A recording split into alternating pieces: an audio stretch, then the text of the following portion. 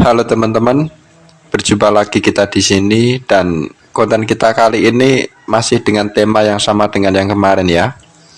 Dan ini kelanjutannya, di mana kali ini Lekmin akan menunjukkan bagaimana caranya mendesain interior dari kandang indukan bekicot. Ingat ya guys, ini kandang indukan, bukan pembesaran. Oke guys, langsung saja langkah pertama kita isi dulu tiap cagaknya dengan air. Ini urgen sekali ya guys, karena air inilah yang akan mencegah predator alami bekicot masuk ke dalam kandang. Untuk jenis-jenis predatornya nanti akan kita bahas pada video-video berikutnya. Untuk saat ini kita fokus pada desain interiornya saja ya. Selanjutnya kita ambil tanah dari sekitar kandang, lalu kita hurukkan ke dalam masing-masing lantai di kandang dengan kedalaman hurukan antara 5-10 cm. Jangan kurang dan jangan lebih ya guys. Kalau melenceng dari skema itu nanti fungsinya jadi kurang maksimal, karena hurukan tanah itu akan kita jadikan sebagai tempat untuk menanam sayuran serta tempat untuk bekicot bertelur. Misal hurukan tanahnya kurang dari 5 cm, nanti akar dari sayurannya kurang kuat, jadinya pertumbuhannya ya mendip-mendip. Atau misal hurukannya lebih dari 10 cm, nanti kita akan kesulitan sendiri saat memanen telur-telur dari bekicot, karena naluri alamiah bekicot itu dia akan menggali tanah lalu menimbun telur-telurnya. Sampai tahap ini semua lantai kita perlakukan sama ya guys, termasuk atapnya.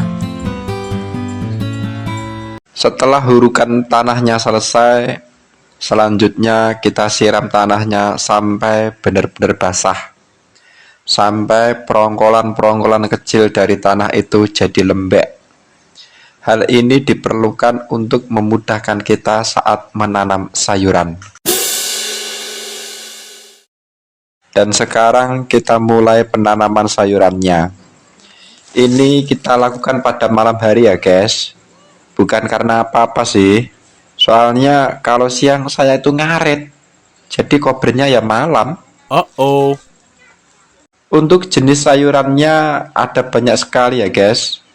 Ini ada ketela rambat, brokoli, kangkung, pepaya, ketela pohon, kresen, sawi, wortel, dan berbagai jenis rerumputan yang saya tidak tahu namanya.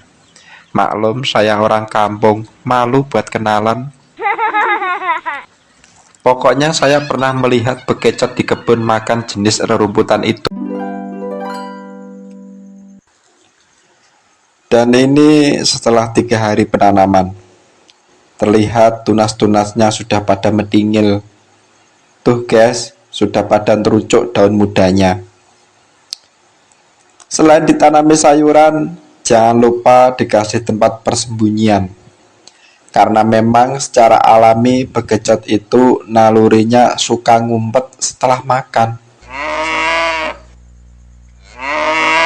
Di sini tempat persembunyiannya terbuat dari triplek ya guys. Tripleknya sendiri kita tempelkan pada cagak kandangnya, lalu kita paku. Dan ya kita paku cuma sebelahnya saja ya guys. Yang sebelahnya lagi kita biarkan gemandel. Kenapa mesti begitu? Hal ini dilakukan untuk memudahkan saat kelak kita hendak memanen indukannya.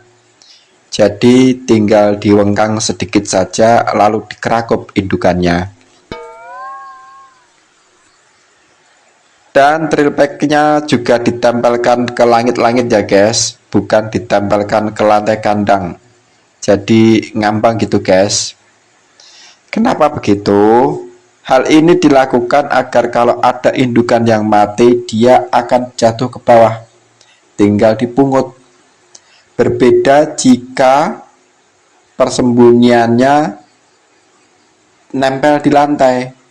Nantinya kita tidak akan tahu kalau misal ada indukan yang mati. Paling-paling kita taunya kalau sudah ada bau busuk dan kita juga akan kesusahan mengambil bangkainya.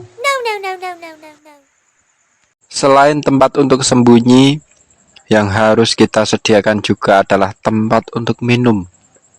Namanya juga makhluk hidup, pasti butuh minum kan guys. Makanya kita wajib menyediakan spot untuk minum.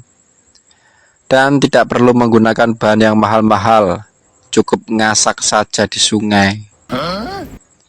Ini kita menggunakan bahan bekas dari cup es yang kita pungut di tepian jalan sekitar rumah. Lalu kita potong. Pendek saja ya guys, tidak perlu tinggi-tinggi guys. Nanti bekecotnya malah kecemplung, kelelep, terus tewas deh. Karena bekecot kan nggak bisa renang ya guys. Makanya tempat minumnya kita bikin pendek saja. Cara penerapannya itu kita tanam wadah minumnya ke dalam tanah. Kenapa begitu? Kenapa wadah minumnya tidak ditaruh di lantai tanah saja? Karena kalau di atas tanah nanti bekecotnya mesti manjat dulu untuk minum. Namun kalau wadah itu dipanjat bekecot, bukan air yang didapat, yang ada wadahnya malah guling dan airnya tumpah. Makanya wadahnya mesti ditanam. Dan di sini di tiap lantai kita kasih 6 titik spot untuk minum. Kayak gini guys hasil akhirnya. Setelah semua terpasang pada tempatnya, ada tanaman, tempat minum, tempat sembunyi. Secara teknis ini sudah bisa diisi dengan indukan ya guys. Tapi kita tidak perlu terburu-buru. Kita tunggu dulu sampai tanamannya lebat. Biar akarnya kuat. Karena kalau baru terucuk kayak gini, nanti direcek-recek sama bekecot ya korak-karik guys. Makanya kita tunggu 3-4 minggu biar sayurannya gerembel guys. Baru nanti kita isi dengan indukan. Nah, terkait teknik memilih indukan yang baik, nanti akan kita sampaikan pada video berikutnya ya guys. Oke, sekian dulu. Sampai jumpa pada konten selanjutnya. Bye.